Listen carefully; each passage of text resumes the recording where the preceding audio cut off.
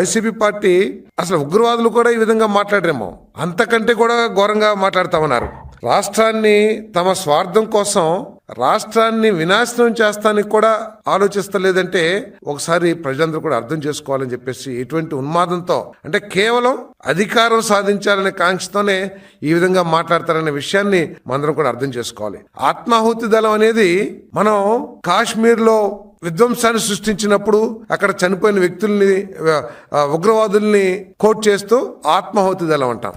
కానీ ఇక్కడ ఆత్మాహుతి దళం అని చెప్పేసి జగన్మోహన్ రెడ్డి ఏది చెప్తే అది చేస్తామన్నారంటే అసలు వీళ్ళు ప్రజాస్వామ్యంలో ఉన్నారా లేకపోతే ఎక్కడున్నారని చెప్పేసి ఆలోచన చేస్తున్నాను నేను. ప్రజలందరూ కూడా ఆలోచించాలి. మనం భారతదేశ చరిత్ర తీసుకుంటే స్వాతంత్ర సమయం నుంచి కూడా రాజకీయ పార్టీలో కూడా ప్రజాస్వామ్యం అగ్రనాయకత్వం ఒక ఆలోచన చేస్తే ఆ ఆలోచనలో తప్పుంటే గొప్ప నాయకులందరూ కూడా దాన్ని వ్యతిరేకించటమో, విభేదించటమో లేదా చర్చించటమో చేశారు తప్పితే మా నాయకుడు ఏది చెప్తే అది మేము గుడ్డిగా ఫాలో అవుతామని చెప్పేసి భారతదేశ రాజకీయ చరిత్రలో లేదని చెప్పేసి మనం చేస్తా ఉన్నాను. దాంట్లో భాగంగానే అనేక మంది ఆనాటి ప్రజాస్వామ్యంలో గాంధీ గారి ఆలోచనలు వ్యతిరేకించిన వాళ్ళు ఉన్నారు, నెహ్రూ గారి ఆలోచనలు వ్యతిరేకించిన వాళ్ళు ఉన్నారు, సుభాష్ చంద్రబోస్ లాంటి నాయకులు అదే పంథాలో ఉన్న విషయాన్ని మనకు తెలుసు.